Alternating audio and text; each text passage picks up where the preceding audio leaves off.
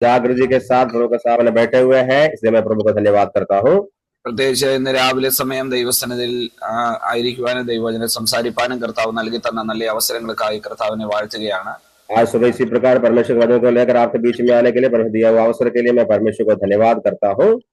വിശേഷാൽ ക്രിസ്തുവിനെ ഞാൻ ഒത്തിരി സ്നേഹിക്കുന്ന പ്രിയ മനുഷ്യ പാസ്റ്റർ, പ്രിയ ജിജി ആന്റി, അതുപോലെ തന്നെ കൂടെപ്പെട്ടിരിക്കുന്ന ദൈവമക്കൾ എല്ലാവരെയും ഓർത്ത് ഞാൻ ദൈവത്തിന് സ്തോത്രം ചെയ്യുന്നു.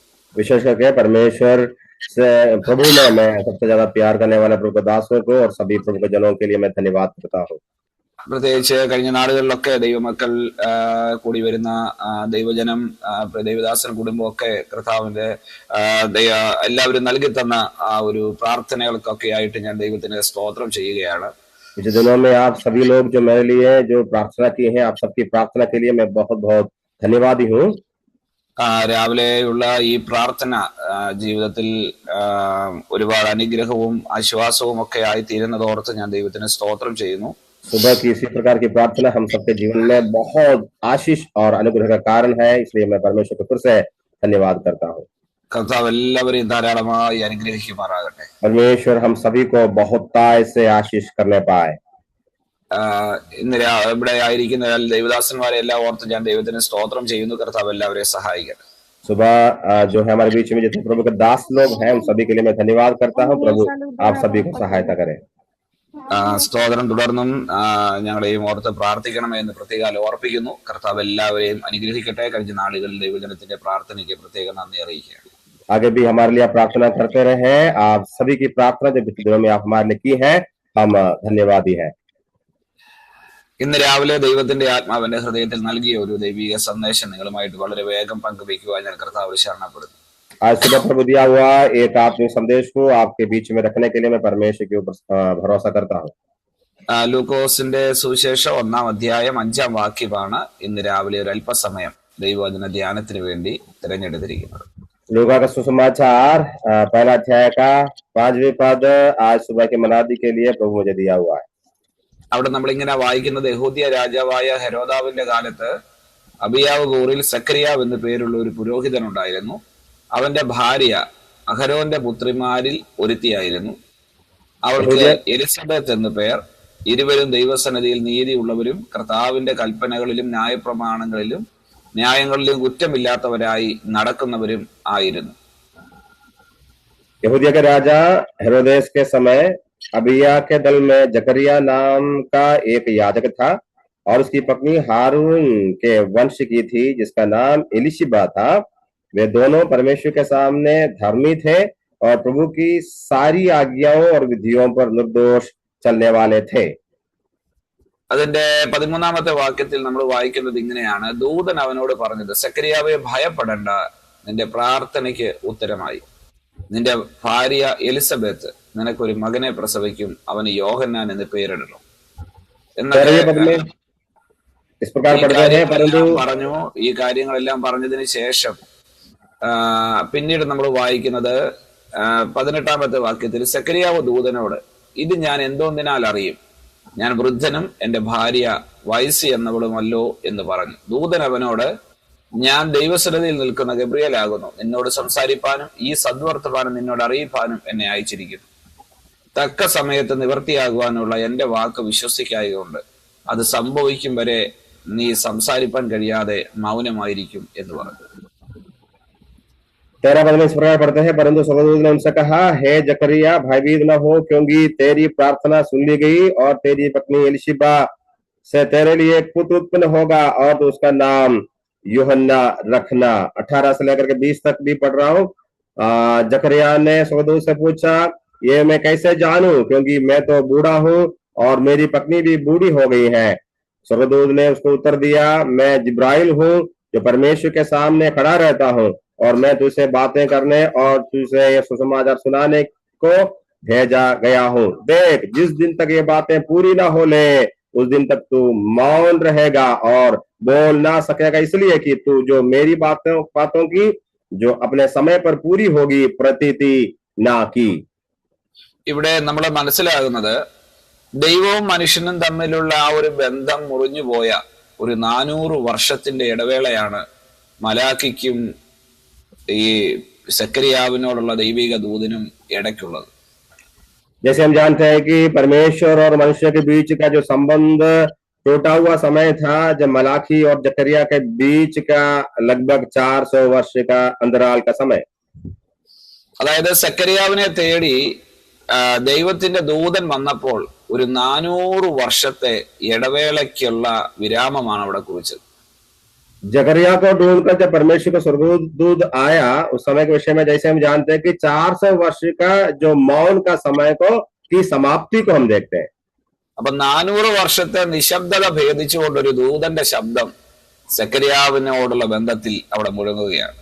400 वर्ष की जो है मौन का काल की समाप्ति यहाँ पर हो रही है. यहाँ पर स्वर्गदूत की आवाज सुनाई दे रहा है. അപ്പൊ ഞാനിങ്ങനെ ചിന്തിക്കുകയായിരുന്നു, 400 വർഷം മിണ്ടാതിരുന്ന ഒരാള് പിന്നീട് സംസാരിക്കുമ്പോൾ എന്തെല്ലാം കാര്യങ്ങളായിരിക്കും ആ കാര്യത്തിൽ ചിന്തിച്ചത്. കാരണം ഇനി അങ്ങനെ സംസാരിക്കുമ്പോൾ ആരോട് സംസാരിക്കണം, എങ്ങനെ സംസാരിക്കണം, എന്ത് സംസാരിക്കണം എന്നൊക്കെ ദൈവം ഒരുപാട് തവണ ചിന്തിച്ച് കാണത്തില്ല എന്നൊക്കെ ഞാൻ ഇങ്ങനെ ചിന്തിച്ചു. जब ये वचन को मैं मनन कर रहा था, तब मैंने इस प्रकार सोचा कि 400 वर्ष से जो है कोई बातें नहीं हुई, इसलिए बहुत गंभीरता के साथ उस बात को निर्णय लिया होगा, किससे बात करना, क्या बोलना, कहाँ बोलना, ये सारी बातों को बहुत गंभीरता से परमेश्वर समझा होगा, फिर बातें की होगी. അപ്പൊ ഈ 400 വർഷങ്ങൾക്ക് ശേഷം അതിശ്രേഷ്ഠനായ ഒരു മനുഷ്യനോട് വേണം ദൈവത്തിന് സംസാരിക്കാൻ. 400 वर्ष के बाद की जो बातें बहुत श्रेष्ठ व्यक्ति के साथ होना चाहिए परमेश्वर की बातें.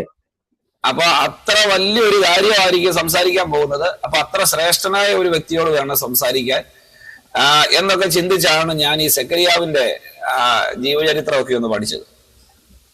इसी प्रकार बहुत दिन के बाद की बात होने के कारण बहुत जो है श्रेष्ठ व्यक्ति से परमेश्वर को बातें करना है. इसी प्रकार ये सारी बातों को सामने रख करके मैं इस भाग को पढ़ रहा था. പക്ഷേ ഞാൻ ഈ ഭാഗം വായിച്ചപ്പോൾ എനിക്ക് മനസ്സിലായത്, ലൂക്കോസ് അവതരിപ്പിക്കുന്നത് സെക്കരിയാവിന്റെ ശ്രേഷ്ഠതകളെ പറഞ്ഞുകൊണ്ടല്ല, സെക്കരിയാവിന്റെ ബലഹീനതകൾ പറഞ്ഞുകൊണ്ടാണ്, സെക്കരിയാവിന്റെ ആ ദയനീയ അവസ്ഥ എന്താണെന്ന് പറഞ്ഞുകൊണ്ടാണ്. लेकिन इस बात को जब हम समझ रहे हैं कि जकरिया की खूबी को बोलते हुए नहीं, उनकी कमजोरियों को बोल करके लूका बातों को लिख रहा था. ഒറ്റ നോട്ടത്തിൽ തന്നെ നമ്മൾ നോക്കുമ്പോൾ 39 വാക്യം ഒന്ന് വായിക്കുമ്പോ 1:39 വായിക്കുമ്പോ സെക്കരിയാവ് എവിടെ താമസിച്ചിരുന്നതെന്ന് നമുക്ക് മനസ്സിലാവും. जैसे जब हम इस किताब की बातों को देखते हैं, पहला अध्याय का 39 वचन को जब जैसे हम पढ़ते हैं, तब समझ में आएगा कि वो कहाँ वे रहते थे.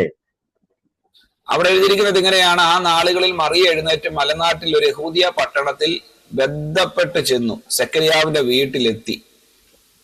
അപ്പൊ സെക്കരിയാവിന്റെ വീട്ടിലെത്തിയെന്ന് പറയുന്നുണ്ട്. അവിടെ സെക്കരിയാവിന്റെ വീട് എവിടെയാണെന്ന് പറയുന്നുണ്ട്, മലനാട്ടിലെന്നാ പറയുന്നത്.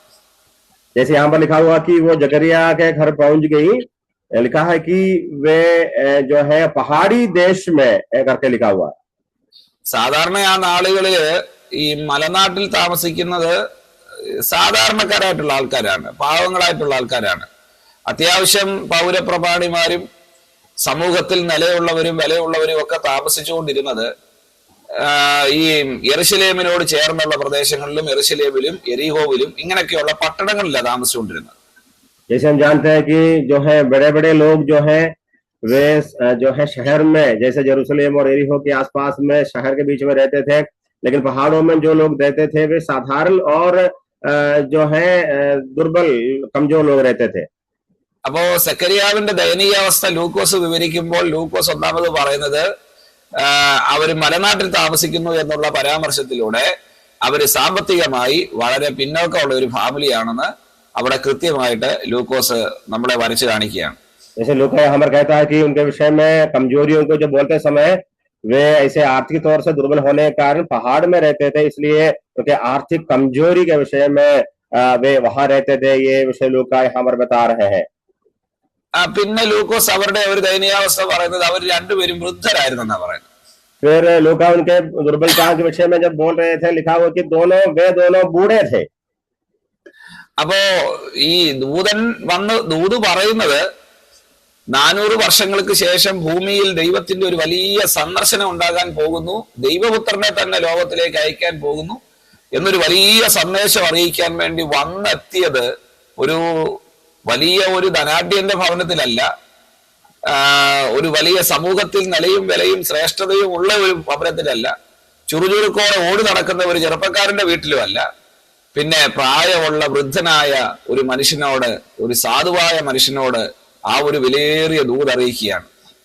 400 वर्ष के बाद का जो संदेश, सबसे बड़ा संदेश को लेकर के स्वर्गदूत आया, और संदेश यही था कि परमेश्वर का पुत्र जो है, परमेश्वर लोगों को यह स्मरण किया है। इस बड़ी बात को बोलने के लिए प्रभु एक धनवान व्यक्ति के पास नहीं, एक दरिद्र बुजुर्ग, एक बूढ़े व्यक्ति के पास आकर के संदेश को स्वर्गदूत बता रहे थे। ആ ദൂത് അറിയിക്കുമ്പോൾ ഒരു കാര്യം ശ്രദ്ധിക്കണം, വരുവാനുള്ള യേശു കർത്താവിന് വഴിയൊരുക്കാൻ തുടങ്ങുവാൻ പോകുന്ന യോഹന്നാൻ സ്നാപകൻ ഇവരിൽ നിന്ന് വരുമെന്നാണ് ദൂത് അറിയിക്കുന്നത്. അത്ര വലിയൊരു ദൂതാണ് പറയുന്നത്. ये जो संदेश ये है कि बहुत बड़ा है। कारण क्या है कि यीशु मसीह को मार्ग दिखाने के लिए परमेश्वर के द्वारा भेजने वाला होने वाला जो यूहन्ना बपतिस्मा दाता का जनक विषय का संदेश उनको स्वर्गदूत बोल रहा था। അപ്പൊ ദൈവത്തിനോടടുത്ത് ജീവിക്കുന്നെന്ന് കരുതിയ, അല്ലെങ്കിൽ ദൈവത്തെക്കാൾ വലിയ ആൾക്കാരെന്ന് കരുതിയ, സ്വർഗത്തോളം എന്താ പറയുന്നത് വലിയ ആൾക്കാരെന്ന് കരുതിയ ഒത്തിരി പേര്, ആ പ്രമാണിമാര്, യഹൂദ റബ്ബിമാര്, ശാസ്ത്രിമാര് ഒക്കെ ആ കാലഘട്ടങ്ങളിൽ ഉണ്ടായിരുന്നു. പക്ഷെ കർത്താവ് അവരെ ആരെയും മൈൻഡ് ചെയ്തില്ല. जैसे उस समय के लोगों के विषय में हम देखते हैं कि वहां पर बड़े बड़े लोग, जैसे परमेश्वर से भी बड़े समझने वाले लोग वहां पर रहते थे, जैसे यहूदी और रब्बी शास्त्री जैसे लोग रहते थे, वे किसी को परमेश्वर या स्वर्गदूत चुने नहीं। കർത്താവ് ഇറങ്ങി വന്നത് ഒരു സാധുവായ ഒരു മനുഷ്യന്റെ അടുക്കിലേക്കാണ്. परमेश्वर उतरा एक साधारण व्यक्ति के पास स्वर्गदूत उतर आया। അപ്പൊ എനിക്ക് ഇതിനകത്ത് വായിച്ചപ്പോൾ ഒത്തിരി സന്തോഷം തോന്നി. जब मैं पढ़ रहा था मेरा हृदय बहुत आनंद से भर गया। ഇന്ന് രാവിലെയും ദൈവസന്നിധിയിൽ ഇരുന്ന് നമ്മൾ ഇരുന്ന് പ്രാർത്ഥിച്ചുകൊണ്ടിരിക്കുകയാണ്.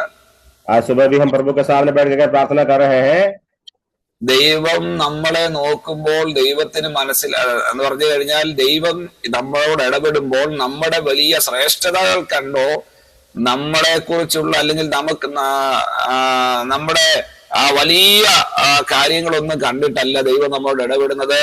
നമ്മുടെ ഹൃദയം മനസ്സിലാക്കി നമ്മളോട് ഇടപെടുന്ന ഒരു നല്ല കർത്താവിന്റെ അടുക്കലാണ് ഇന്ന് രാവിലെ നമ്മൾ കടന്നു വന്നിരിക്കുന്നത്. आज सुबह हम उस जगह नहीं आए हैं जो हमारे अंदर की बढ़ाई की बातें या हमारी खूबियों को देख करके नहीं, हमारे हृदय की जो है बातों को, हृदय की जो है तैयारी को देख करके उतर आने वाला परमेश्वर है, जिसके सामने हम लोग बैठे हुए हैं। എന്ന് പറഞ്ഞാൽ സാധാരണക്കാരായിട്ടുള്ള നമ്മുടെ പ്രാർത്ഥനകൾ കേൾക്കുകയും നമ്മുടെ നിലവിളികൾക്ക് ഉത്തരം തരികയും ചെയ്യുന്ന ഒരു നല്ല കർത്താവ് നമുക്കുള്ളതോർത്ത് നമുക്ക് ദൈവത്തിന് സ്തോത്രം ചെയ്യുവാൻ ഇടയാകണം. आज सुबह हम इस बात को स्मरण करते हुए परमेश्वर का धन्यवाद करें। साधारण लोगों के सामने बात करने वाला, उनके लिए कार्य करने वाले परमेश्वर के सामने हम लोग बैठे हुए हैं।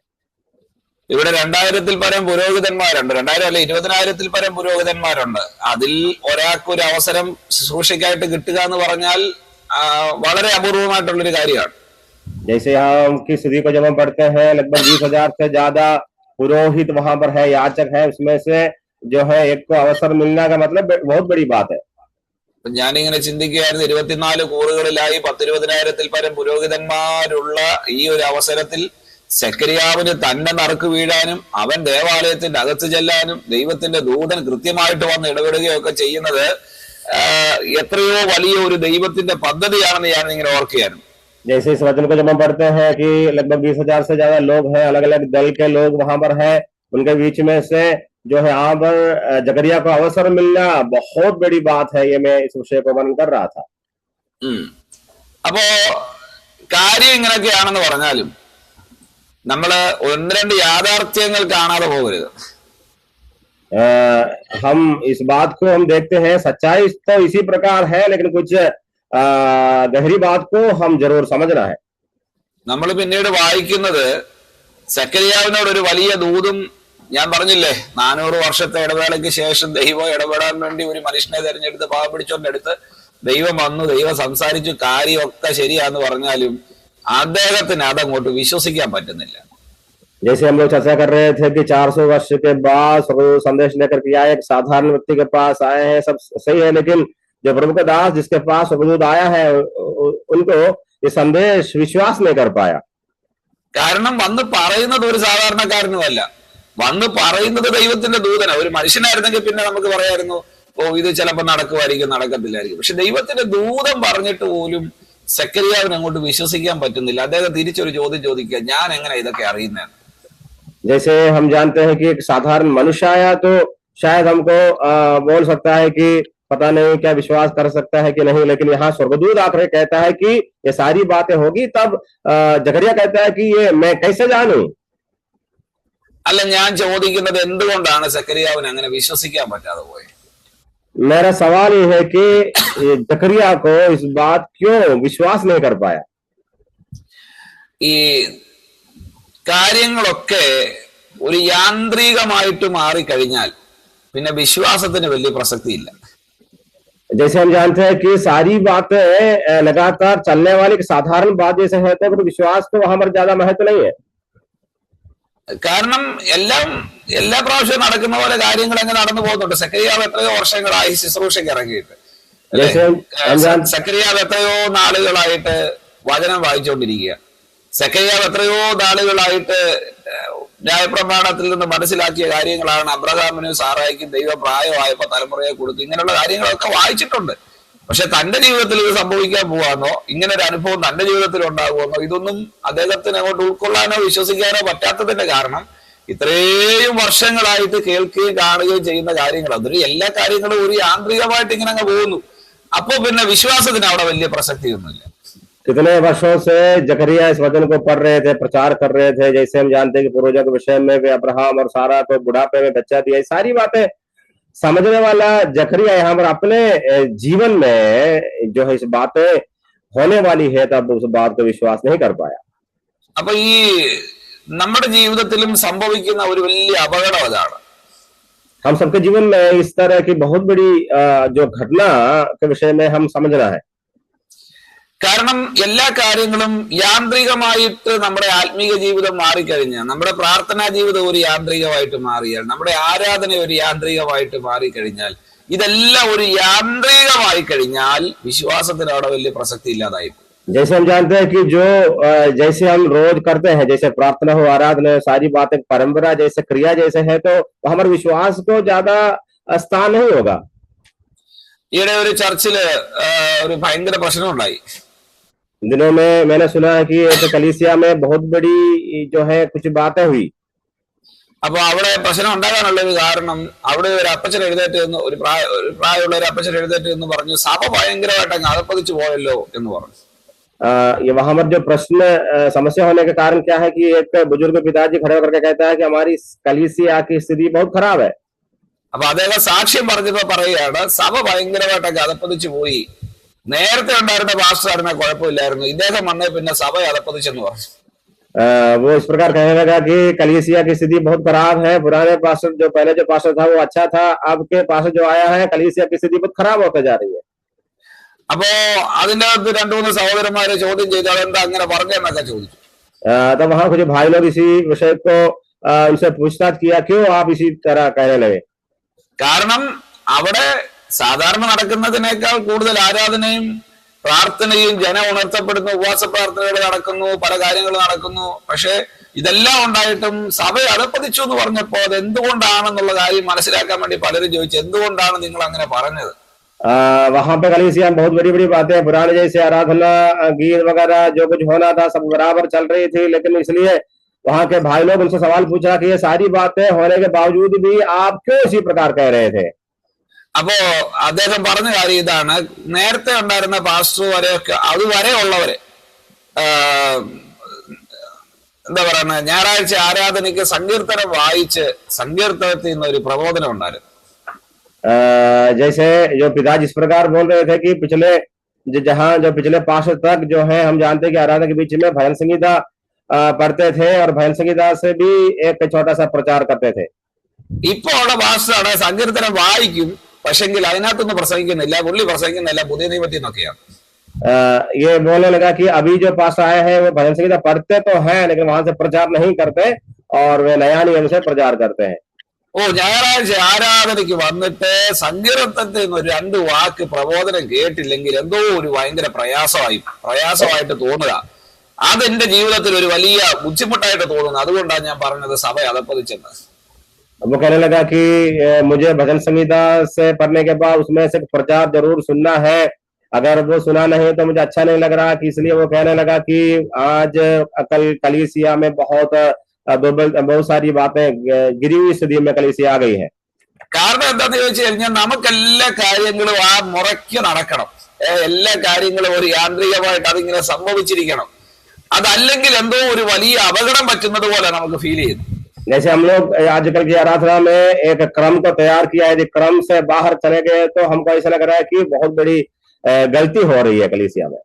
ആ ദൈവദാസൻ എന്ന് പറഞ്ഞ് ദൈവം എനിക്ക് ഇന്ന് ദൈവത്തിന്റെ ആലോചന എന്നത് ഈ ഒരു വചനത്തിൽ നിന്നാ. അതാണ് ഞാൻ സംസാരിക്കുന്നത്. സങ്കീർത്തനത്തിന്റെ ദൈവാത്മാവ് എന്നോട് പറയാൻ ഇടപെട്ടില്ല. ഇതൊന്നും പറഞ്ഞിട്ട് അവിടെ അദ്ദേഹം കണക്കാക്കുന്നില്ല. അപ്പോൾ ഞാൻ പറഞ്ഞത്, ദൈവത്തിന്റെ ഇടപെടലുകൾക്കോ ദൈവിക ദൂതുകൾക്കോ ദൈവിക ആലോചനകൾക്കോ ഒന്നും അവിടെ പ്രസക്തിയില്ല. എല്ലാ പ്രാവശ്യവും നടക്കുന്ന കാര്യങ്ങൾ നടക്കണം എന്നുള്ളത് മാത്രമേ ഉള്ളൂ. जैसे वो प्रभु के दास वहां पर बोलने लगा कि जैसे परमेश्वर की आत्मा से नया नियम से संदेश दिया था और भय संहिता से नहीं दी, इसलिए मैं नया नियम से बोल रहा था, लेकिन पिताजी वो मानने नहीं लगा। मतलब ये है कि जो क्रम बनाया है उस क्रम से यदि बाहर गए तो लोग बोलने लगेंगे कि बातें बिगड़ती जा रही है। അപ്പൊ ഇങ്ങനെയുള്ള മനുഷ്യരെ സംബന്ധിച്ചിടത്തോളം മിക്കവാറും കർത്താവ് വന്നാലും സങ്കീർത്തനമൊക്കെ വായിച്ച് ദൂതൊക്കെ കേട്ടോണ്ടിരിക്കാനുള്ള സാധ്യതകൾ വളരെ കൂടുതലാണ്. इसी प्रकार के बुजुर्गों के विषय में मैं समझता हूँ कि यदि प्रभु के आगमन होने के बावजूद भी उन सबको इसी तरह भजन संहिता पढ़ करके संदेश सुनना वे पसंद करेंगे। കാരണം കാര്യങ്ങൾ യാന്ത്രികമായി നടക്കുന്നിടത്ത് ദൈവിക വിശ്വാസത്തിന് വലിയ പ്രസക്തി ഇല്ലാതെ പോകും. कारण क्या है कि जो पुरानी परंपरा के रीति के अनुसार यदि बातें चल रही है तो वहां पर परमेश्वर की आत्मा की अगुवाई को या विश्वास को ज्यादा महत्व नहीं देंगे। ഈ കഴിഞ്ഞിടയ്ക്ക് ഞങ്ങളുടെ ചർച്ചിന്റെ അടുത്ത്, ഞാൻ അടൂരുണ്ടായിരുന്ന സമയത്ത്, അവിടെ ആ ചർച്ചിന്റെ അടുത്ത് ഒരു ഭവനത്തിൽ ഒരു മാതാവ് മരിച്ചുപോയി. ഞാൻ അവിടെ നിന്ന് ഫ്യൂണറൽ നടക്കുന്നതിന്റെ അന്ന് രാവിലെ അങ്ങോട്ട് ചെല്ലുവാനിടയായി. पिछले जून में जब मैं अडूर में था, वहां पर एक विश्वासी परिवार में माताजी की मृत्यु हुई। वहां पर उनका फ्यूनरल के लिए मैं वहां मैं गया था। അപ്പൊ അവര് വിശ്വാസികളൊന്നും അല്ല, എനിക്ക് തോന്നുന്നു അവര് ഓർത്തഡോക്സ് വിശ്വാസത്തിൽ നിൽക്കുന്ന ഒരു ഭവനമാണ്. ഞാൻ അവിടെ ചെന്നപ്പോ ഒരു അമ്മാമ്മ ഇരുന്ന് പ്രാർത്ഥിച്ചുകൊണ്ടിരിക്കുക രാവിലെ. കാരണം വലിയ തിരക്കൊന്നുമില്ല, അച്ഛനൊക്കെ പറയാൻ പോകുന്ന സമയമൊന്നും ആയിട്ടൊന്നുമില്ല. രാവിലെ ബോഡി കൊണ്ടുവന്ന് വെച്ച് ഒരു പ്രധാന ശുശ്രൂഷകളൊക്കെ കഴിഞ്ഞിട്ട് അവരങ്ങ് പോയി. അതിനുശേഷമുള്ള സമയം ഇങ്ങനെ സങ്കീർത്തനം വായിക്കുകയും പാട്ട് പാടുകയും പ്രാർത്ഥിക്കുകയും ഒക്കെ ചെയ്തുകൊണ്ടിരിക്കുന്ന ഒരു സമയം. जब मैं वहां गया, वहां बहुत बड़ी भीड़ नहीं थी। सुबह पादरी आकर के प्रार्थना करके गए थे। वहां पे लोग आ रहे थे, जा रहे थे और परमेश्वर वचन को पढ़ रहे थे। कुछ लोग भजन संहिता पढ़ रहे थे। उस समय भीड़ भाड़ नहीं था, शांत वातावरण में वहां पर मैं गया था। അപ്പൊ അങ്ങനെ പ്രാർത്ഥിച്ചുകൊണ്ടിരിക്കുമ്പോ ഞാൻ ഈ പ്രാർത്ഥന എവിടെ ഇങ്ങനെ ശ്രദ്ധിക്കുകയായിരുന്നു. കുറെ നേരമായിട്ട് ഇങ്ങനെ പ്രാർത്ഥിച്ചുകൊണ്ടിരിക്കുക. जब वे प्रार्थना कर रहे थे, वे बहुत समय से प्रार्थना कर रहे थे, मैं प्रार्थना को बहुत ध्यान से सुन रहा था। അപ്പോ ഞാനിങ്ങനെ ശ്രദ്ധിച്ചപ്പോൾ അവര് പ്രാർത്ഥിക്കുന്നത് ആരുടെയൊക്കെയോ പേര് പറഞ്ഞ്, എനിക്കറിയത്തില്ല ആരാന്ന്, ആരുടെയൊക്കെയോ പേര് പറഞ്ഞ് കർത്താവെ അവരെ അനുഗ്രഹിക്കണേ, കർത്താവെ അവരെ സഹായിക്കണേ, അവർക്ക് ജോലി കൊടുക്കണേ, ജോലി ഇല്ലാതെ ഭാരപ്പെടുന്നല്ലോ എന്നൊക്കെ പറഞ്ഞ് ഭയങ്കര പ്രാർത്ഥന. जब मैं प्रार्थना की बातें मैं सुन रहा था, वे बहुत सारे लोगों का नाम लेकर के प्रार्थना कर रहे थे कि किसी को जॉब की बातें, किसी को दूसरी समस्या की बातें, सारी बातों को बोल बोल करके वे प्रार्थना कर रहे थे। അപ്പൊ എനിക്ക് മനസ്സിലായത് സാഹചര്യമോ സന്ദർഭമോ മനസ്സിലാക്കാതെ അവരിരുന്ന് അങ്ങ് പ്രാർത്ഥിക്കുകയാണ്. കാരണം എന്താന്ന് ചോദിച്ചാൽ അവർക്ക് അങ്ങനെ പ്രാർത്ഥിക്കാനേ അറിയത്തുള്ളൂ. അത് ടേപ്പ് റെക്കോർഡ് ഓൺ ചെയ്ത് വെച്ചിരിക്കുന്നത് പോലെ എപ്പോ പ്രാർത്ഥിക്കാൻ, എവിടെ പ്രാർത്ഥിക്കാൻ, എങ്ങനെ പ്രാർത്ഥിക്കാൻ അവസരം കൊടുത്താലും പ്രാർത്ഥന ഇതേ വരത്തുള്ളൂ. कारण क्या है कि वे पता नहीं कहाँ किस प्रकार प्रार्थना करना है, पहले से कुछ प्रार्थना सीख करके बैठे हुए हैं। वो जैसे टेप रिकॉर्डर में रिकॉर्ड करके सुनाते हैं, उसी तरह उसी हर जगह में उसी प्रार्थना को सुनाने वाले हैं। പ്രിയപ്പെട്ടവരെ, നമുക്ക് ദൈവത്തോടുള്ള ആരാധനയും ദൈവത്തോടുള്ള വിശ്വാസവും ദൈവത്തോടുള്ള പ്രാർത്ഥനയും ഒക്കെ യാന്ത്രികമായി പുറത്തു വരേണ്ടതല്ല. അത് ദൈവത്തിലുള്ള അടിയുറച്ച വിശ്വാസത്തിൽ നിന്ന് ഉരുത്തിരിയേണ്ട കാര്യമാണ്. प्रियजनों, जिस तरह हम लोग प्रभु के सामने आराधना करते हैं, प्रार्थना करते हैं, हमारी भक्ति की सारी बातें जो हम पहले से सीख करके जो परंपरा की बातों से बाहर आने वाली बात नहीं होना चाहिए, जो विश्वास के ऊपर आधारित हो। അപ്പം കാരണം എന്താന്ന് ചോദിച്ചു കഴിഞ്ഞാൽ നമ്മളും ദൈവവുമായിട്ടുള്ള ബന്ധത്തിൽ നിന്നാണ് ആരാധനയും പ്രാർത്ഥനയും ഒക്കെ ഉണ്ടാകേണ്ടത്. क्यों ये इसी तरह होना है? सवाल का उत्तर यह है कि जो हम और परमेश्वर के बीच में जो प्रेम का संबंध है, उस प्रेम का संबंध से उठने वाली बातें होना चाहिए आराधना और प्रार्थना। D.L. മൂഡിയെ കുറിച്ച് ഞാനിവിടെ പറഞ്ഞിട്ടുണ്ടോ എന്ന് എനിക്കറിയത്തില്ല. ഞാൻ ഒരു പ്രാവശ്യം അദ്ദേഹത്തിന്റെ അനുഭവങ്ങളൊക്കെ ഇങ്ങനെ വായിച്ചുകൊണ്ടിരുന്നപ്പോൾ അദ്ദേഹത്തിന്റെ ഒരു അനുഭവം തന്നെ എഴുതി വച്ചിരിക്കുന്നത് എന്റെ ശ്രദ്ധയിൽപ്പെട്ടു. जब मैं D.L. മൂडी की किताब को पढ़ रहा था कि उसके जीवन के कुछ बातें मैं इसी प्रकार पढ़ रहा था. അദ്ദേഹം നടത്തിക്കൊണ്ടിരുന്ന ഒരു സൺഡേ സ്കൂളിൽ പുതുതായിട്ട് വന്ന 1-2 ആഴ്ചകളിൽ വന്ന ഒരു പെൺകുട്ടിയെ പിന്നീട് കുറച്ച് ദിവസങ്ങളായിട്ട് ആ പെൺകുട്ടി സൺഡേ സ്കൂളിന് വരാതായി. उनके जो संडे स्कूल में कुछ जो बच्चे पढ़ते थे, एक लड़की कुछ दिनों से वो नहीं आ रही थी. അപ്പൊ ഈ D.L. മൂഡി 2 ആഴ്ച കഴിഞ്ഞപ്പോ അന്വേഷിച്ച് ആ പെൺകുട്ടിയുടെ വീട്ടിൽ ചെന്നു. ഈ സൺഡേ സ്കൂളിൽ വരാത്തത് എന്താണെന്ന് അന്വേഷിച്ചുകൊണ്ട് 2 हफ्ते के बाद D.L. മൂडी उस लड़की के घर पहुंच गए और पूछने लगे कि क्यों तू नहीं आई है संडे स्कूल में. അപ്പൊ അവിടെ ചെന്ന് കഴിഞ്ഞപ്പോൾ ഈ പെൺകുട്ടി ആ വീടിന്റെ വാതിൽക്കൽ ഇരിപ്പുണ്ട്. जब प्रभु के दास वहां पर गया तब वो लड़की घर के सामने बैठी हुई थी. ഒരു 10-12 വയസ്സ് പ്രായമുള്ള ഒരു പെൺകുട്ടിയാണ്. 10 या 12 साल की एक लड़की थी वो. അപ്പൊ അവിടെ ചെന്ന് കഴിഞ്ഞപ്പോ ഈ പെൺകുട്ടിയോട് ചോദിച്ചു, നീ എന്നാ സൺഡേ സ്കൂളിൽ വരാത്തെന്ന് ചോദിച്ചു. प्रभु के दास वहां जाकर के उस लड़की से पूछा तू संडे स्कूल में क्यों नहीं आई है. അപ്പൊ അവള് പറഞ്ഞു, ഞാന് സൺഡേ സ്കൂളിന് വന്നില്ലെന്നുള്ളതേ ഉള്ളെന്ന് പറഞ്ഞു. वो इस प्रकार बोलने की मैं नहीं आई है, बस इतना है. അപ്പൊ ഈ കൂടുതൽ സംസാരിച്ചപ്പോ D.L. മൂഡിക്ക് ആ സാഹചര്യങ്ങളൊക്കെ മനസ്സിലായപ്പം കാര്യം മനസ്സിലായി. ഈ പെൺകുട്ടിയുടെ അപ്പനും അമ്മയും ഒക്കെ മരിച്ചു പോയതാണ്. ആ മമ്മിയുടെ സഹോദരിയോ മറ്റോ ആണ് ഈ കുഞ്ഞിനെ നോക്കിക്കൊണ്ടൊക്കെ ഇരിക്കുന്നത്. അപ്പൊ ഇവർക്ക് കുറെ ചോദ്യങ്ങളും ആശങ്കകളും, അല്ലെങ്കിൽ അവിടെ വിഷമം പറയാൻ ആരുമില്ല, അവർക്ക് ഒരു സങ്കടം പറയാൻ ആരുമില്ല. മാത്രമല്ല, ജീവിതത്തിൽ ദൈവം ഉണ്ടായിരുന്നെങ്കിൽ എന്റെ ജീവിതത്തിൽ ഇങ്ങനെയൊക്കെ സംഭവിക്കുമായിരുന്നു, ഇങ്ങനെയുള്ളൊരു 100 ചോദ്യങ്ങൾ അവളെ മനസ്സിലുണ്ട്. അപ്പൊ അതുകൊണ്ടാണ് പിന്നീട് എന്തിനാണ് ഞാൻ സൺഡേ സ്കൂളിൽ പോകുന്നത് എന്നുള്ള നിലയിൽ അവന് അവിടെ വരാതിരുന്നത്. कुछ समय के बात करने के बाद जो है D.L. मूडी को ये समझ में आया कि वो लड़की के माँ बाप नहीं थी, उसके माता जी की जो बहन मौसी उसको पालन पोषण कर रही थी. और बहुत सारी सवाल उस बच्ची के अंदर सवाल था कि सवाल ये था कि परमेश्वर यदि होता तो मेरे जीवन में सारी बातें क्यों इस प्रकार हो रही है. इसी प्रकार बहुत सारी बातों का उत्तर ना मिलने के कारण वो लगातार संडे स्कूल में नहीं आती थी. അപ്പൊ പലതവണ നിർബന്ധിച്ചിട്ടും ആ സൺഡേ സ്കൂളിന് വരാൻ തക്കവണ്ണം അവള് വലിയ മനസ്സ് കാണിക്കാൻ, നോക്കട്ടെ ഞാൻ സമയമുണ്ടേ വരാം എന്നൊക്കെ ഇങ്ങനെ പറഞ്ഞു. बार बार जो है दबाव डालने के बाद भी वो लड़की इस प्रकार बोल रही थी, देखो अगर समय है तो मैं आऊंगा. इसी प्रकार वो बोलने लगी. അപ്പൊ D.L. മൂഡി പറഞ്ഞു, കുഴപ്പമില്ല, ഞാൻ എന്നാ പിന്നെ ഒരു വാക്ക് പ്രാർത്ഥിച്ചിട്ട് ഞാനങ്ങ് പോവാന്ന് പറഞ്ഞു. D.L. മൂडी ने इस प्रकार कहा कि तो कोई बात नहीं, मैं एक शब्द से प्रार्थना करके मैं वापस जा रहा हूँ. അപ്പൊ D.L. മൂഡി ആ കുഞ്ഞിന്റെ കൊച്ചു കുടിലിന്റെ അകത്തോട്ടൊന്ന് കയറി 2 വാക്കൊന്ന് പ്രാർത്ഥിച്ചു. D.L. മൂडी वो छोटे झोपड़ी के अंदर जाकर के 2 शब्द में प्रार्थना की. ആ പ്രാർത്ഥന ഇത്രയേ ഉള്ളൂ. D.L. മൂഡി പറഞ്ഞത് ഇങ്ങനെയാണ്, എന്റെ കർത്താവേ, ഞാന് കുറച്ചു നേരമായിട്ട് ഇവളോട് പറയുക സൺഡേ സ്കൂളിന് വരാൻ, അവക്ക് വരാൻ തക്കവണ്ണം മനസ്സുമില്ലാതെ അവൾ ഇവിടെ ഇരിക്കുക. കർത്താവേ, നീ അവളോടൊന്ന് സംസാരിക്കണേ, ഞാൻ പോവാ എന്ന് പറഞ്ഞേച്ച D.L. മൂഡി പ്രാർത്ഥനയെ നിർത്തിയ ഇറങ്ങിപ്പോയി. प्रार्थना का शब्द यही था कि साधारण शब्दों में है, प्रभु मैं कुछ समय से लड़की को समझा रहा था लेकिन लड़की सुन नहीं रही है, मैं जा रहा हूँ करके प्रभु के दास प्रार्थना करके वहां से चले गए. അടുത്ത ഞായറാഴ്ച സൺഡേ സ്കൂളിന്റെ സമയമായപ്പോ ഈ പെങ്കൊച്ച് ഏറ്റവും ഫ്രണ്ടിൽ വന്നിരിപ്പുണ്ട്. और इसके बाद कई त्योहार में जब आराधना शुरू होने से पहले लड़की सबसे सामने वो लड़की आकर के बैठ गई. അപ്പൊ D.L. മൂഡിക്ക് ഭയങ്കര അത്ഭുതമായി. കാരണം ഇവിടെ വരുമെന്ന് ഒരിക്കലും ചിന്തിച്ചിരുന്നതല്ല. പക്ഷെ അവള് വന്ന് ഫ്രണ്ട് ഇരുന്നു. അപ്പം ഈ മീറ്റിംഗ് ഒക്കെ കഴിഞ്ഞിട്ട് ഈ സൺഡേ സ്കൂള് കഴിഞ്ഞപ്പം ഇവിടെ മാത്രം മാറ്റി നിർത്തി ചോദിച്ചു, നിന്നോട് ഞാൻ പലതവണ വിളിച്ചു, പക്ഷെ നിനക്ക് വരാൻ തക്കവണ്ണം വലിയ താല്പര്യമൊന്നും കാണിച്ചില്ല, എന്നിട്ട് നീ എന്തുകൊണ്ടാ സൺഡേ സ്കൂളിൽ നിന്ന് വന്ന് ഫ്രണ്ട് ഇരുന്നെന്ന് ചോദിച്ചു. ये बातें देख करके D.L. मूडी का आश्चर्य हो गया. D.L. मूडी और जो संडे स्कूल के बाद मुझसे बुला करके पूछा, मैं काफी बार तुमको बोल रहा था, तुम मना कर रही थी, तो फिर क्यों आज आकर के सामने बैठ रही थी.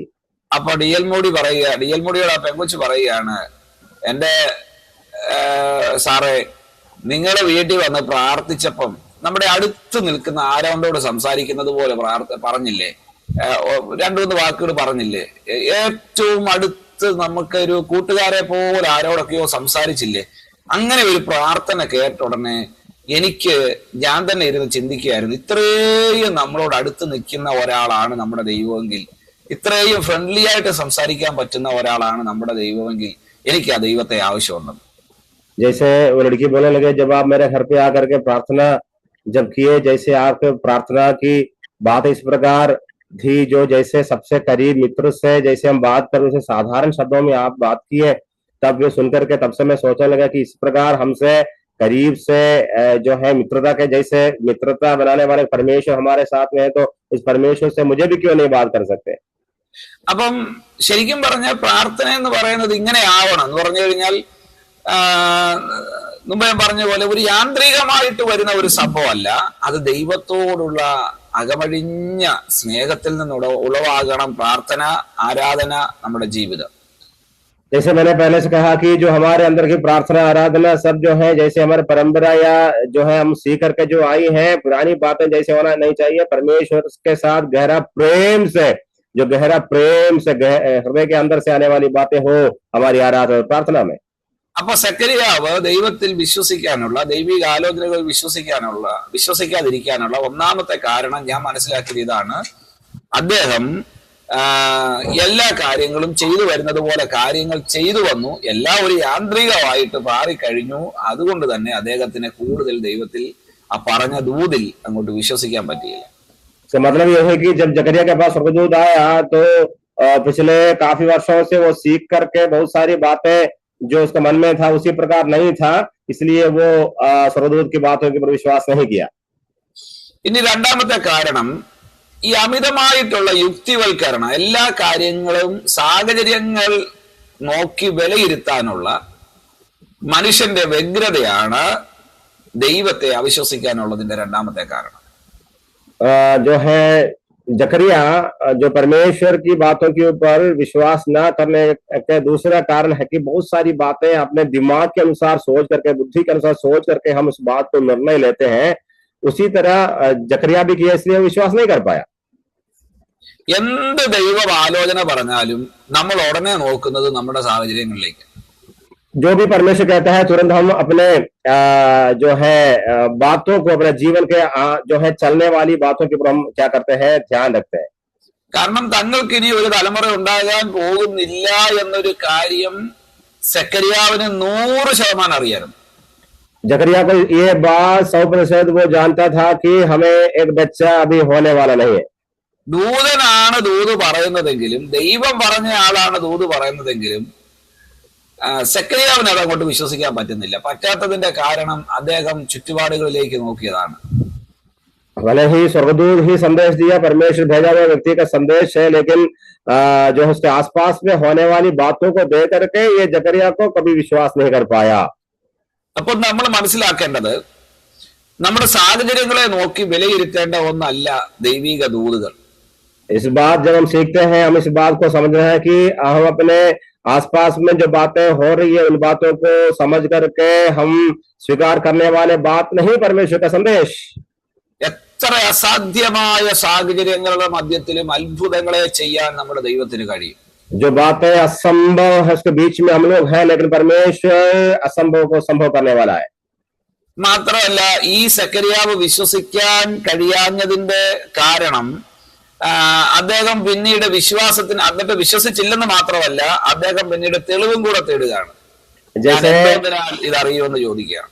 जैसे इस बात को हम समझते हैं, केवल ये नहीं कि विश्वास नहीं किया, लेकिन वो सबूत भी ढूंढ रहा था कि मैं कैसे इस बात को जानूं। അദ്ദേഹം അടയാളം ചോദിക്കുകയാണ്, കർത്താവേ ഞാൻ എന്തോന്നിനാൽ ഇതറിയും. और परमेश्वर से वो चिन्ह मांग रहा था कि प्रभु मैं किस प्रकार ये जानूं, मैं कैसे जानूं। ഈ അടയാളം അന്വേഷിച്ച സെക്കരിയാവിനെ അടയാളമാക്കി മാറ്റുന്ന ദൈവത്തെയാണ് നമ്മൾ പിന്നീട് കാണുന്നത്. जैसे हम जानते हैं कि चिन्ह मांगने वाला जकरिया को एक चिन्ह के रूप में दुनिया के सामने रखने वाला परमेश्वर को हम देखते हैं। കാരണം സെക്കരിയാവ് ഊമനായി പോയി. कारण यह है कि जकरिया जो है को मौन रहना पड़ा। അപ്പോൾ ഈ സെക്കരിയാവിനെ ഊമനാക്കുന്നതിലൂടെ രണ്ട് കാര്യങ്ങളാണ് ഞാൻ മനസ്സിലാക്കി. जकरिया के बोली परमेश्वर बंद किया, इसके कारण मैं इसके बीच में से मैं दो बात समझता हूँ. ആ, ഈ അതിൽ ഒന്നാമത്തെ കാര്യം എന്ന് പറയുന്നത്, ഈ അവിശ്വസിക്കുന്ന വ്യക്തികൾ, ദൈവത്തിൽ അവിശ്വാസമുള്ള വ്യക്തികൾ ഒത്തിരി സംസാരിക്കാതിരിക്കുന്നതാണ് നല്ലത് എന്നൊരു സന്ദേശമാണ് അതിലൂടെ കർത്താവ് കൊടുക്കുന്നത്. इसके बाद में समझा कि अविश्वास करने वाले लोग जो है ज्यादा ना बोले, ये मैं इसमें से समझता हूं. കാരണം എന്താന്ന് ചോദിച്ചാൽ, ഈ അവിശ്വാസമുള്ള ആൾക്കാർ സംസാരിക്കാൻ തുടങ്ങിക്കഴിഞ്ഞാൽ ചിലപ്പോൾ ആരെങ്കിലും ഒക്കെ അവിശ്വാസികളായി പോകാനുള്ള സാധ്യതയുണ്ട്. कारण क्या है कि जो अविश्वासी, जो विश्वास ना करने वाले ज्यादा बोलने से जो है विश्वास करने वाले भी उसी तरह होने की संभावना है. ഒരുപക്ഷെ വീട്ടിൽ ചെന്ന് എലിസബത്തിനെ കൂടെ ഒരു അവിശ്വാസിയാക്കാനുള്ള സാധ്യത മുന്നിൽ കണ്ടിട്ടായിരിക്കും അവന്റെ വാ തന്നെ അടച്ചു കളഞ്ഞു. शायद ये भी हो सकता है कि जाकर अपनी पत्नी एलिशिबा का विश्वास को भी तोड़ सकता है, इसलिए प्रभु उनका मुंह को बंद कर रखा. ദൈവാത്മാവ് നമ്മളോട് എന്തുമാത്രം കാര്യങ്ങൾ പറഞ്ഞാലും, എത്ര ഉറപ്പിച്ച് കാര്യങ്ങൾ പറഞ്ഞാലും, നമ്മൾ സാഹചര്യങ്ങളെ നോക്കി വിലയിരുത്തി നമ്മൾ അവിശ്വാസത്തിന്റെ വാക്കുകളല്ലാതെ പലപ്പോഴും വിശ്വാസത്തിന്റെ വാക്കുകൾ നമ്മുടെ വായിൽ നിന്ന് വരത്തില്ല. परमेश्वर की बातें बहुत बड़ी बड़ी थी, परमेश्वर बहुत विश्वास की बातें कहते हैं, लेकिन अब हम अपने आसपास की बातों को देख करके हमारे मुंह से अविश्वास की बातें निकलती है. എന്നാൽ ഇന്ന് രാവിലെ നമ്മുടെ വായിൽ നിന്ന് പുറത്തു വരേണ്ടത് വിശ്വാസത്തിന്റെ വാക്കുകളായിരിക്കണം. लेकिन आज सुबह अपने मुंह से विश्वास की बातें हम निकालें. അവിശ്വാസം പറയുന്ന വാക്കുകൾ ഒരുപാട് പേരെ സ്വാധീനിക്കാനുള്ള സാധ്യതകളുണ്ട്. കാരണം നമ്മുടെ അവിശ്വാസമാണെങ്കിലും വിശ്വാസമാണെങ്കിലും നമ്മുടെ വാക്കുകൾക്ക് ഒത്തിരി പേരെ സ്വാധീനിക്കാനുള്ള ശക്തിയുണ്ട് എന്ന് നമ്മൾ തിരിച്ചറിയണം. जैसे हम जानते हैं कि हमारे विश्वास की हो या अविश्वास की हो, जो बातें बहुत सारे लोगों के ऊपर प्रभाव डाल सकते हैं, इस बात को हम समझना है. നമുക്കറിയാം, മോശ 12 പേരെ കനാൻ ദേശം ഉറ്റുനോക്കാൻ വേണ്ടി അയച്ചു. जैसे हम जानते हैं कि मूसा 12 लोगों को कनान देश का भेद लेने के लिए भेजा था. 10 പേര് പറഞ്ഞ വാക്കുകൾ നെഗറ്റീവ് വാക്കുകളായിരുന്നു. അത് നമ്മളെ കൊണ്ട് ആ ദേശം പിടിക്കാൻ പറ്റുകയല്ലെന്നാ പറഞ്ഞു. 10 लोगों की जो है गवाही आकर के बोल रहे हैं कि वो नकारात्मक बातें बोल रहे थे कि हमसे वो देश कब्जा करना असंभव है. അപ്പൊ അവിടെ നമ്മൾ മനസ്സിലാക്കേണ്ട കാര്യം, ഈ 10 പേരും പറഞ്ഞ വാക്കുകൾ നിമിത്തം ഒരു രാത്രി മുഴുവൻ ആൾക്കാരെ കുത്തിയിരുന്ന് കരഞ്ഞെന്ന്. वहां पर इस प्रकार लिखा है कि जो 10 लोगों की बातें सुनकर के पूरी रात इजराइल के लोग बैठ करके रोने लगे. അപ്പൊ 10 പേര് പറഞ്ഞ വാക്കുകൾ എത്രയോ ലക്ഷക്കണക്കിന് ആൾക്കാരെയാണ് അവിടെ സ്വാധീനിച്ചു. मतलब है कि 10 लोगों की बातें वहां पर लाखों लोगों के जीवन के ऊपर प्रभावित किए. ഒരു സാധ്യതകളും കാണുന്നില്ലെങ്കിലും നാം വിശ്വാസത്തിന്റെ വാക്കുകൾ പറയുന്നവരായി തീരണം. सामने हम कुछ दिखाई नहीं दे रहे, लेकिन फिर भी हम विश्वास की बातें बोलने वाले बने. ആ വിശ്വാസത്തിന്റെ വാക്കുകൾ അനേകരിലേക്ക് അവിശ്വാസം പകരുവാനിടയായി തീരും. जो जब हम विश्वास की बातों को बोलते हैं, बहुत सारी अविश्वासियों के हृदय में विश्वास को लेकर के आने के लिए वो कारण बन जाएगा. പണ്ടൊരു പയ്യൻ ഇങ്ങനെ പട്ടം പറപ്പിച്ച് ചേട്ടനും അനിയനും കൂടെ പട്ടം പറപ്പിച്ച് ഇങ്ങനെ കുറെ അവര് എങ്ങോട്ടാ യാത്ര ചെയ്യുന്നെന്ന് പോലും അവർക്ക് എന്ന് പറഞ്ഞാൽ പരിസരം മറന്ന് അവരിങ്ങനെ പട്ടം പറപ്പിച്ചുകൊണ്ട് പോവാ.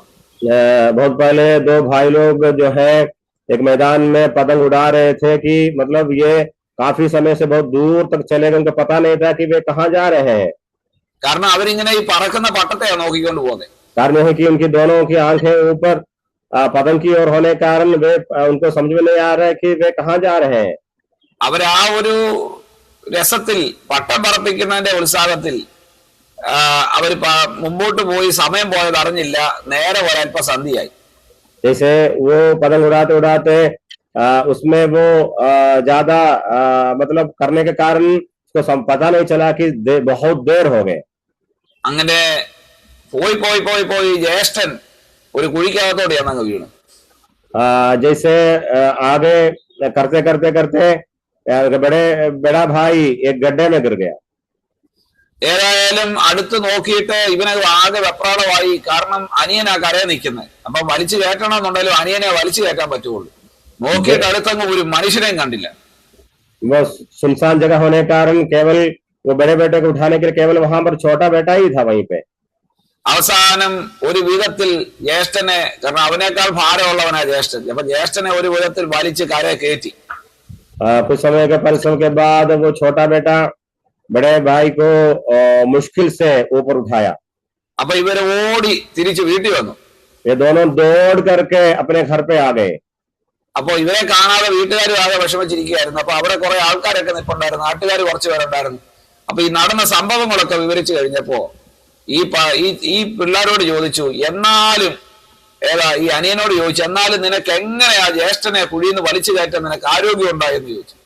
जैसे वे दौड़ करके दोनों अपने घर पे आए, वहां पर बहुत भीड़ थी। वे बातों को चर्चा कर रहे थे। उनमें से कुछ लोग पूछा कि छोटे भाई से तू ये जो है अपने बड़े भाई को किस तरह गड्ढे से मुश्किल से तुम उठाया? എങ്ങനെ നിനക്ക് അവനെ കയറ്റാൻ കഴിഞ്ഞു? കാരണം നിന്നെക്കാളും ഭാരം ഉണ്ടായിട്ട് നിനക്കത് എങ്ങനെ സാധിച്ചു എന്ന് ചോദിച്ചപ്പോ അടുത്ത് നിന്ന ഒരാൾ അതിന് മറുപടി പറഞ്ഞു. जो उनसे पूछा कि तुमसे वजन में बहुत ज्यादा है तुम्हारे भाई, किस तरह तुम उसको उठाया? उसको ये सवाल का उत्तर बगल में जो खड़ा था दूसरा बंदे ने उसको उत्तर दिया। അപ്പൊ അടുത്ത് നിന്ന് ആള് പറഞ്ഞത് മറ്റൊന്നുമല്ല, അവിടെ നെഗറ്റീവ് പറയാൻ ആരും ഇല്ലാഞ്ഞത് കൊണ്ടാണ് അവന് കയറ്റിയെന്ന്, ഈ ജ്യേഷ്ഠനെ വലിച്ചു കയറ്റിയത്. जैसे वो बगल में खड़ा था वो इसी प्रकार बोलने लगा कि वहां पर उनको नकारात्मक बातें बोलने के लिए वहां पर कोई नहीं थे, इसलिए मैं उसको उठाया। ഏതൊരു കാര്യവും 10 പ്രാവശ്യം നടക്കത്തില്ലെന്ന് പറഞ്ഞാൽ പിന്നെ നടക്കത്തില്ല. कोई खड़े होकर के बोलेंगे कि ये वो होगा नहीं, यदि 10 बार वो बोले तो वो काम होगा नहीं। അതുകൊണ്ട് നമ്മള് നെഗറ്റീവ് വാക്കുകൾ പറയാതെ, നെഗറ്റീവ് ചിന്തിക്കാതെ വിശ്വാസത്തിന്റെ വാക്കുകൾ പറയുന്നവരായിട്ട് മാറണം. इसलिए हम नेगेटिव बातों को ना बोले, विश्वास की बातों को बोलने वाले बने। അപ്പൊ സെക്കറിയാവ് മറ്റാൾക്കാരെ കൂടെ അവിശ്വാസികളായി മാറ്റാതിരിക്കാനാണ് അവന്റെ വായം അടച്ചത്. इसलिए जकरिया जा करके दूसरों को भी अविश्वासी ना बनाए, इसलिए प्रभु जकरिया के मुंह को बंद कर दिया। അതാണ് അതിന്റെ ഒന്നാമത്തെ അർത്ഥം എനിക്ക് മനസ്സിലായത്. ये जब ये पढ़ रहा, इसका पहला अर्थ में मुझे इसमें से इस प्रकार समझ में आया। ഇനി അതിന്റെ രണ്ടാമത് മറ്റൊരു വശവും കൂടെ ഉണ്ട്. इसका दूसरा एक वश भी है। അത് ഞാനത് പറയുമ്പോൾ അതായത് അതിന്റെ ആ രണ്ടാമത്തെ വശം നമ്മൾ കാണേണ്ടത് ആത്മീയമായി കാണേണ്ട ഒരു കാര്യമാണ്. दूसरा भाग जब हम देखते हैं वो आत्मिक तौर से हमको देखना है। കാരണം ദൈവത്തിന്റെ ശബ്ദം കേട്ടവന്, ദൈവത്തിന്റെ ആ ഒരു ദൈവത്തിന്റെ ഇടപെടലുകൾ അനുഭവിച്ച ഒരു മനുഷ്യന് പിന്നീട് മനുഷ്യനോടൊന്നും സംസാരിക്കാനില്ല എന്നൊരു തിരിച്ചറിവും കൂടെ നമുക്ക് അവിടുന്ന് ഉണ്ടാകണം. हाँ, जब हम इस बात को इस प्रकार समझ सकते हैं कि यदि हम परमेश्वर की आवाज को सुनते हैं, परमेश्वर की उपस्थिति को महसूस करते हैं, तो फिर उनको मनुष्यों से कुछ बोलना उनके पास नहीं है, यह सच्चाई भी हम समझे। ഞാൻ പറഞ്ഞത് എല്ലാവരും മനസ്സിലാക്കണം. जो मैंने जो बोला है आप सब समझे। ദൈവം ഇതിലൂടെ നമുക്ക് പറഞ്ഞു തരുന്ന രണ്ടാമത്തെ പാഠം, ദൈവത്തിന്റെ ശബ്ദം കേട്ടവന് മനുഷ്യനോട് ഒത്തിരി സംസാരിക്കാനില്ല. इसका मतलब यह है कि जब परमेश्वर की का संदेश या परमेश्वर की बातों को जो लोग सुने हैं, उसको मनुष्यों को ज्यादा बोलने की जरूरत नहीं, मनुष्यों से बोलने की ज्यादा संदेश उनके पास नहीं है। ഇന്ന് രാവിലെ ഈ ദൈവത്തിന്റെ വചനം കേട്ടുകൊണ്ടിരിക്കുമ്പോൾ നിങ്ങളോട് സംസാരിച്ച ദൈവത്തിന്റെ വചനങ്ങൾ കാണും. നിങ്ങളോട് ദൈവത്തിന്റെ ആത്മാവ് ഇടപെട്ട ദൈവിക ദൂതുകൾ കാണും. നിങ്ങളെ മുമ്പിലോട്ട് ദൈവത്തിന്റെ കർത്താവിന്റെ വരവ് താമസിച്ചാൽ മുൻപിലോട്ട് നിങ്ങളെ കുറിച്ച് എന്താണ് ദൈവം ഉദ്ദേശിക്കുന്നതെന്ന് വ്യക്തമായി ദൈവം പറഞ്ഞു തന്നു കാണും. ഇതൊക്കെ സാഹചര്യങ്ങൾ വെച്ച് നോക്കുമ്പോൾ ഒരു കാലത്ത് നടക്കാൻ കഴിയാത്ത കാര്യങ്ങളായിരിക്കാം. പക്ഷേ അങ്ങനെ ദൈവത്തിന്റെ ആലോചന കേട്ട നിങ്ങൾ മറ്റാരോടും സംസാരിക്കാതിരിക്കുന്നതായിരിക്കും നല്ലത്. आज सुबह संदेश के बीच में आपके जीवन में बहुत सारी बातें परमेश्वर समझाया होगा, परमेश्वर की बातें आप सुन रहे होंगे। ऐसा है तो यदि परमेश्वर की बातों को आप सुने हैं तो मनुष्यों से ज्यादा ना बोलना आपके लिए उत्तम होगा। സെക്കറിയാവിന്റെ വാ അടഞ്ഞു എന്നുള്ള കാര്യം സത്യമാണ്. പിന്നീട് അവൻ വാ തുറക്കുന്നത് ദൈവത്തെ സ്തുതിക്കാനാണ്. യോഹന്നാൻ എന്ന് പറയുന്ന ആ വാഗ്ദത്ത സന്തതിയെ കണ്ട് ദൈവത്തെ സ്തുതിക്കുവാൻ വേണ്ടിയാണ് വാ തുറക്കുന്നത്. എന്ന് പറഞ്ഞാൽ ദൈവത്തിന്റെ മുഖം കണ്ടവൻ, ദൈവശബ്ദം കേട്ടവൻ ദൈവത്തെ സ്തുതിക്കാനല്ലാതെ മറ്റൊന്നിനും വാ തുറക്കരുത്. यहाँ पर हम जकरिया के विषय में समझते हैं कि जब परमेश्वर उसको मुंह को बंद कर दिया, फिर बाद में जब यूहन्ना हुआ, यूहन्ना की जो परमेश्वर की महिमा को देख करके धन्यवाद करके प्रभु को स्तुति करने के लिए परमेश्वर के मुंह को खोला। उसी प्रकार अब यदि हम परमेश्वर की आवाज को सुने हैं तो परमेश्वर को महिमा करने के लिए ही हम अपने मुंह को खोले। ഇന്ന് രാവിലെ ദൈവസന്നിധിയിലായിരിക്കുന്ന എത്ര ദൈവമക്കൾക്ക് ദൈവസന്നിധിയിൽ പ്രാർത്ഥനയോടുകൂടെ ആയിരുന്നിട്ട് ദൈവത്തോട് പറയാൻ കഴിയും, കർത്താവേ അങ്ങ് ഞങ്ങളോട് പറഞ്ഞിട്ടുള്ള ദൈവത്തിന്റെ ആലോചനകൾക്കായി സ്തോത്രം. അങ്ങ് ഞങ്ങളോട് പറഞ്ഞിട്ടുള്ള ദൈവിക ദൂതുകൾക്കായി സ്തോത്രം. കർത്താവേ, ഹല്ലേലൂയ. ഞങ്ങൾക്ക് മനുഷ്യരോട് ഒത്തിരി സംസാരിക്കുന്നതിനേക്കാൾ ദൈവത്തോട് ഞങ്ങൾ ഒത്തിരി സംസാരിക്കുവാൻ ആഗ്രഹിക്കുന്ന കർത്താവേ, ഇന്ന് രാവിലെ അതിനായി ഞങ്ങളെ ഒരുക്കണമേ എന്ന് പ്രാർത്ഥിക്കുന്ന എത്ര ദൈവമക്കളുണ്ട്. ഒരു കാരണവശാലും ദൈവം നിങ്ങളോട് പറഞ്ഞിട്ടുള്ള കാര്യങ്ങൾ സാഹചര്യങ്ങളുമായി തുലനം ചെയ്യാതെ വിശ്വാസത്തോടെ ദൈവസന്നിധിയിൽ അത് പറയാൻ നമ്മൾ തയ്യാറാകുമോ? എങ്കിൽ വലിയ ദൈവ പ്രവർത്തികളെ നമ്മൾ കാണുമെന്നുള്ള കാര്യത്തിൽ സംശയമില്ല. आज सुबह परमेश्वर की आवाज को हम लोग सुन रहे थे। जकरिया जैसे हम बातों को समझते हैं कि बहुत सारी परमेश्वर की आवाज को सुन करके अपने आसपास की बातों के साथ तुलना, हमारे समाज के साथ तुलना ना करे, वो परमेश्वर मेरे जीवन में करेगा। ये विश्वास के साथ यदि हम आगे बढ़ेंगे तो जरूर प्रभु हमें आशीष करेगा। ഇന്ന് രാവിലെ സംസാരിക്കപ്പെട്ട ദൈവത്തിന്റെ വചനം നമ്മുടെ ജീവിതത്തിൽ അനുഗ്രഹമായി തീരേണ്ടതിന് ഞാൻ ദൈവസന്നിധിയിൽ പ്രാർത്ഥിക്കുന്നു. आज सुबह जो वचन हम लोग सुन रहे थे वो हम सबके जीवन में आशीष के रूप में बदले, ये मेरी प्रार्थना है। എല്ലാ ദിവസവും നമ്മൾ പ്രാർത്ഥനയ്ക്കായിട്ട് രാവിലെ കൂടി വരുന്നു. പല ദൈവദാസന്മാരാൽ അനുഗ്രഹീതമായ ദൈവത്തിന്റെ ആലോചന കേൾക്കുന്നു. അതൊരു യാന്ത്രികമായ ഒരു അനുഭവമായി മാറാതെ ഓരോ ദിവസത്തെയും പ്രാർത്ഥനയും ഓരോ ദിവസം കേൾക്കുന്ന ദൈവത്തിന്റെ ആലോചനകളും നമ്മുടെ ജീവിതത്തിൽ അതൊരു വലിയ ദൈവശക്തിയായി തീരേണ്ടതിന് നമുക്ക് ദൈവസന്നിധിയിൽ പ്രാർത്ഥിക്കാം. रोज हम सुबह उठते हैं, मिलते हैं, गाते हैं, बजाते हैं, हम परमेश्वर वचन को सुनते हैं। ये केवल परंपरा साधारण रीति के अनुसार ना बने, और प्रतिदिन परमेश्वर के सामने बैठकर जो सुनते हैं, गाते हैं, ये हमारे जीवन में विश्वास की बढ़ोतरी के लिए, प्रभु के साथ खरिष्ठता के लिए कारण बनने पाए। ഒത്തിരി പ്രാർത്ഥനയുടെ മറുപടികളൊക്കെ കണ്ടിട്ടുള്ള എന്റെ ജീവിതത്തിൽ ഞാൻ ഒത്തിരി ആ ദൈവിക മറുപടികൾ കണ്ടിട്ടുണ്ട്. അപ്പോൾ തന്നെ പ്രിയ കർത്താവിന്റെ ദാസൻ മോനിശം ബാസിലൂടൊക്കെ തന്റെ അനുഭവ സാക്ഷ്യങ്ങൾ ഈ കഴിഞ്ഞിടയ്ക്ക് ഞങ്ങളുടെ ചർച്ചില് ഒരല്പമായിട്ട് പറയാനൊക്കെയുള്ള സാവകാശങ്ങളൊക്കെ ലഭിക്കുവാൻ ഇടയായി തീർന്നു. ഒത്തിരി പ്രാർത്ഥനകളുടെ മറുപടികൾ കഴിഞ്ഞ നാളുകളിൽ കർത്താവിന്റെ ദാസന്റെ ജീവിതത്തിൽ ദൈവം വെളിപ്പെടുത്തിയതൊക്കെ കേൾക്കുവാൻ ഇടയായി തീർന്നിട്ടുണ്ട്. അതൊക്കെ ഞങ്ങളുടെ ജീവിതത്തിലും വലിയ പ്രചോദനവും അനുഗ്രഹവും ഒക്കെ ആയിരുന്നു. जैसे हम जानते हैं कि हमारी बहुत सारी प्रार्थना प्रभु सुने हैं, हम सबके पास बहुत सारी गवाही है। पिछले दिन प्रभु के दास के द्वारा अपने कलीसिया में किस तरह प्रभु चलाए, पिछले दिनों में प्रभु किस तरह प्रार्थना को उत्तर दिए, उन बातों को सुनने का मौका परमेश्वर हमको दिया। പലപ്പോഴും ദേവദാസനും പലപ്പോഴും പറയുന്ന ഒരു കാര്യമാണ്, നമ്മൾ ഒത്തിരി നെഗറ്റീവ് പറയരുത്, വിശ്വാസത്തിന്റെ വാക്കുകൾ പറയണമെന്ന്. प्रभु के दास हमेशा कहते हैं कि हम कभी नेगेटिव बात ना बोले, विश्वास की बातों को बोले। ഈ സാഹചര്യങ്ങളൊക്കെ വരുമ്പോൾ എല്ലാവരും നോർമലി മനുഷ്യനായി പിറന്നവരൊക്കെ ചിലപ്പോൾ നെഗറ്റീവ് പറയാനുള്ള സാധ്യതകളുണ്ട്. जब हमारा जो आसपास की बातें विपरीत में आती हैं, हम मनुष्य कभी कभी नेगेटिव बातें बोलने की संभावना बहुत ज्यादा है। എന്നാൽ ഇന്ന് രാവിലെ നമ്മൾ മനസ്സിലാക്കുക, നമ്മളോട് പറഞ്ഞ വാക്കുകൾ ഒരു മനുഷ്യന്റേതല്ല, നാം കേട്ട ശബ്ദം മനുഷ്യന്റേതല്ല, അത് ദൈവത്തിന്റെ ശബ്ദമാണെങ്കിൽ തീർച്ചയായിട്ടും അത് ദൈവം നിവർത്തിയാക്കുമെന്ന് പരിപൂർണമായി വിശ്വസിക്കുക. आज सुबह जैसे हम संदेश के बीच में जो हम सुन रहे थे, जो आवाज हम सुने हैं मनुष्य की मुंह से, मनुष्य की बातें नहीं, परमेश्वर की ओर से, इसलिए जरूर परमेश्वर की सारी बातें हमारे जीवन में पूरी होगी। इस बात को हम विश्वास करना पड़ेगा। അതുകൊണ്ട് ദൈവത്തിന്റെ ആലോചനകൾ പരിപൂർണമായി വിശ്വസിക്കുകയും അതിന്റെ നിവർത്തിയൊക്കെ നമ്മുടെ ജീവിതത്തിൽ കാണുകയും ചെയ്യുവാൻ കർത്താവ് സഹായിക്കട്ടെ എന്ന് ആത്മാർത്ഥമായി പ്രാർത്ഥിക്കുന്നു. അവസരങ്ങളെ വേർതിരിച്ചു തന്ന കർത്താവിന്റെ ദാസനോടും പ്രത്യേക നന്ദി സ്നേഹത്തെ അറിയിക്കുന്നു. ദൈവം എല്ലാവരെയും അനുഗ്രഹിക്കുമാറാകട്ടെ. इसलिए परमेश्वर की बातों के ऊपर विश्वास करे, आगे बढ़े। अवसर दिया प्रभु के दासों को मैं धन्यवाद करता हूँ। प्रभु आप सभी को बहुत बहुत आशीष करे।